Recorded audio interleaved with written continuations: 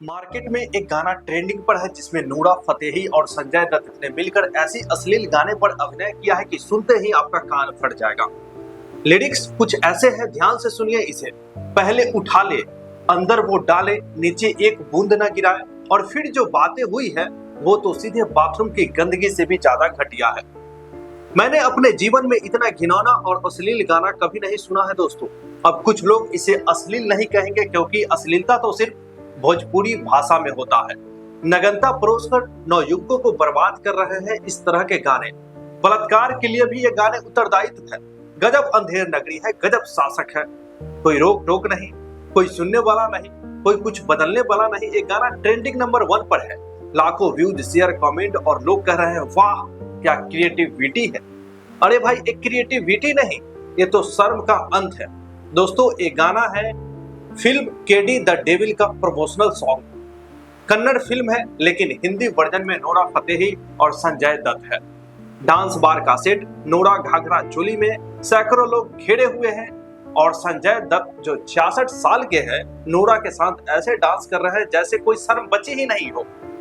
कुछ लोग कह रहे हैं वाह वोल्ड। वोल्ड नहीं भाई, ये तो निर्लज्जता का प्रकाष्ठा है। लिरिक्स में सेक्स, चूसना, चाटना, डालना जैसी शब्दावली इस्तेमाल की गई है। कोई धुन नहीं, कोई सुर नहीं, कोई ताल नहीं, बस अश्लील शब्दों का बौछार। वीडियो में भी नग्नता और डबल मीनिंग वाले मूवमेंट है। यूट्यूब पर 24 घंटे में ही करोड़ों व्यूज हो गए हैं। लेकिन सच्चाई ये है कि ये गाना सिर्फ पैसे और फेमस के लिए नहीं बनाया गया है। टैलेंट कम पड़ गया तो अश्लील को आसान रास्ता बना दिया गया। ये खबर इसलिए वायरल है क्योंकि आजकल युवा पीढ़ी इसी चीज को इंटरटेनमेंट समझ रही है। स्कूल कॉलेज के बच्चे इसे घर पर, बसों में, हॉस्टल में खूब सुन रहे हैं। अब बात करते हैं असली बात की। इसका आप पर, आपके बच्चों पर और पूरे समाज पर क्या असर पड़ेगा। दोस्तों कल्पना कीजिए, आपका 14-15 साल का बेटा या भाई एक गाना सुन रहा है, उसके दिमाग में ये शब्द घुस रहे हैं, घुसेगा, चाटेगा। कल को वो लड़की देखेगा तो उसके मन में भी यही विचार उत्पन्न होगा। ये गाना बलात्कार की मानसिकता को भी बढ़ावा दे रहा है क्योंकि जब सेक्स को बस मजाक, खेल और चाटने चूसने की बीज बना दिया जाता है तो लड़कियों को सम्मान कहाँ बच जाता है। दूसरी बात, अच्छे गाने, अच्छी धुन, अच्छी कहानी सब खत्म हो गए हैं। अब सिर्फ वायरल होने की होड़ है।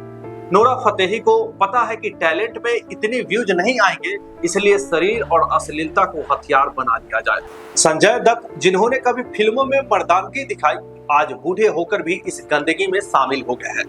ये दिखाता है कि पैसे के आगे शर्म भी बिक जाती है। आजकल जो लोग बोलते हैं अश्लील तो सिर्फ भोजपुरी में होता है, झूठ बोल रहे हैं। ये गाना हिंदी, उर्दू में भी है, फिर भी दोगुना घटिया है। युवाओं की आत्मा मर रही है। अब खुद सोचिए, अगर आपका बच्चा एक गाना सुनकर बड़ा होगा तो कल वो क्या बनेगा, एक सम्मानजनक इंसान या एक घटिया सोच वाला इंसान। कला की जगह सस्ती लोकप्रियता ने ले ली है। एक कलयुग है दोस्तों जहां अधार्मिक लोग झंडा लेकर घूम रहे हैं और अच्छे लोग हाशिए पर हैं।